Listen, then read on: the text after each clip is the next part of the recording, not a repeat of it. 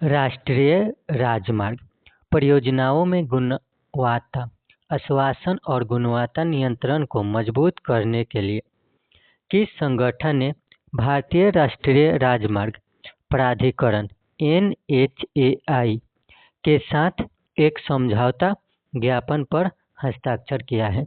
National test house, भारतीय मानक bureau, केंद्रीय सड़क अनुसंधान संस्थान, परीक्षण और अंशांकन प्रयोगशालाओं के लिए राष्ट्रीय प्रत्यायन बोर्ड। तो NHAI के साथ समझौता ज्ञापन नेशनल टेस्ट हाउस ने किया है। अगला सवाल, भारत के सर्वोच्च न्यायालय ने किस पड़ोसी देश के युवा कानूनी पेशेवरों को लॉ क्लर्क के रूप में काम करने की अनुमति देने के लिए एक समझौता ज्ञापन पर हस्ताक्षर किया है? भूटान, नेपाल, श्रीलंका, म्यांमार। तो भारत के सर्वोच्च न्यायालय ने किस पड़ोसी देश के साथ युवा कानूनी पेशेवरों को लॉ क्लर्क के रूप में काम करने को मान्यता दिया है? तो सुप्रीम कोर्ट ने भूटान पड़ोसी देश को युवा कानूनी पेशेवरों को लॉ क्लर्क के रूप में काम करने को मान्यता दिया है। अगला सवाल, भारत की ब्रिक्स अध्यक्षता 2026 के लिए अनावरण किया गया लोगो भारत के किस राष्ट्रीय प्रतीक से प्रेरित है? तो ब्रिक्स 2026 के लिए अनावरण किया गया लोगो भारत के कमल राष्ट्रीय प्रतीक से प्रेरित है। अगला सवाल, 9वें अंतर्राष्ट्रीय मसाला सम्मेलन 2026 का विषय क्या है और इसकी मेजबानी किस शहर ने की है? विकास के लिए मसाला, वैश्विक बाजार नई दिल्ली, भोजन का भविष्य बेंगलुरु, मसाला 360 भविष्य के लिए तैयार होना कोच्चि, मसाले और स्थिरता मुंबई। तो 9वें अंतर्राष्ट्रीय मसाला सम्मेलन 2026 का विषय मसाला 360 भविष्य के लिए तैयार होना और कोच्चि देश ने मेजबानी की है। अगला सवाल, भारत बिजली शिखर सम्मेलन 2026 के संबंध में निम्नलिखित कथनों पर विचार करें। भारत बिजली शिखर सम्मेलन 2026 का विषय विद्युतीकरण, विकास, सततता को सशक्त बनाना, विश्व स्तर पर जुड़ना है।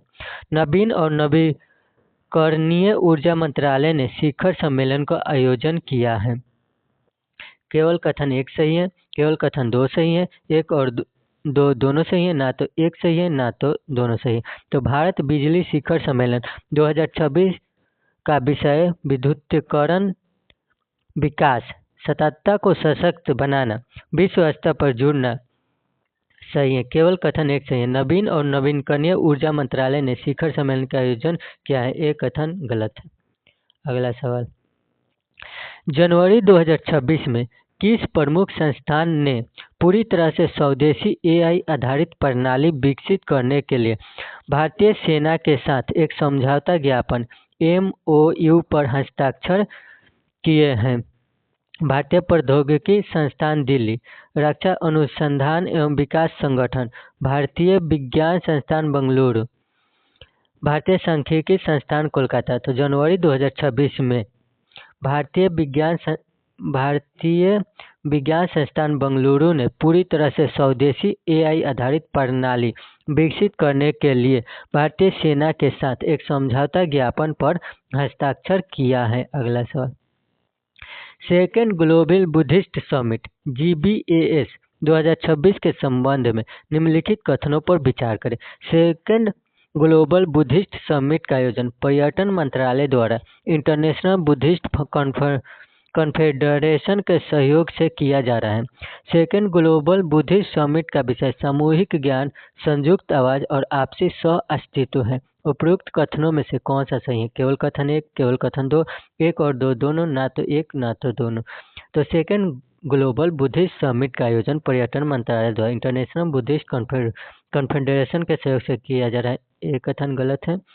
अगला सवाल, सेकेंड ग्लोबल बुद्धिस्ट समिट का विषय सामूहिक ज्ञान, संयुक्त और आपसी सह अस्तित्व है, यह सही है। तो केवल कथन दो सही है। अगला सवाल, हाल ही में भारत ने फ्रांस, जर्मनी और पोलैंड से जुड़े एक राजनयिक समूह में पहली बार भाग लिया, जिसका उद्देश्य यूरोप में राजनीतिक सुरक्षा और आर्थिक सहयोग को मजबूत करना है। इस समूह को क्या कहा जाता है? क्वाड, G7, बीमर ट्रायंगल, ब्रिक्स। हाल ही में भारत ने फ्रांस, जर्मनी और पोलैंड से जुड़े एक राजनीतिक समूह में पहली बार भाग लिया है, जिसका उद्देश्य यूरोप राजनीतिक सुरक्षा और आर्थिक सहयोग को मजबूत करना है। इस समूह को बीमर ट्रायंगल कहते हैं।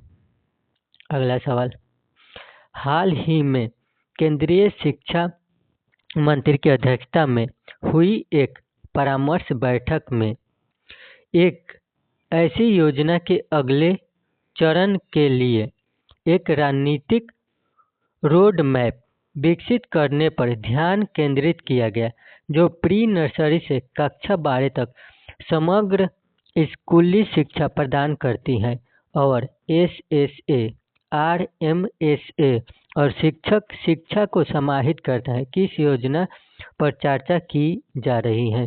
तो समग्र शिक्षा योजना पर चर्चा की जा रही है। अगला सवाल, नार्को कोऑर्डिनेशन सेंटर NCORD, जिसकी हाल ही में 9वीं शीर्ष स्तरीय बैठक में समीक्षा की गई है, भारत में मादक पदार्थों की तस्करी और दुरुपयोग से निपटने के लिए मुख्य रूप से किस मंत्रालय के तहत कार्य करता है? स्वास्थ्य और परिवार कल्याण मंत्रालय, सामाजिक न्याय अधिकारिता मंत्रालय, गृह मंत्रालय, वित्त मंत्रालय। नार्को कोऑर्डिनेशन सेंटर NCORD, जिसकी हाल ही में 9वीं शीर्ष स्तरीय बैठक में समीक्षा की गई, भारत में मादक पदार्थों की तस्करी और दुरुपयोग से निपटने के लिए मुख्य रूप से गृह मंत्रालय के तहत कार्य करता है। Thank you for watching this video.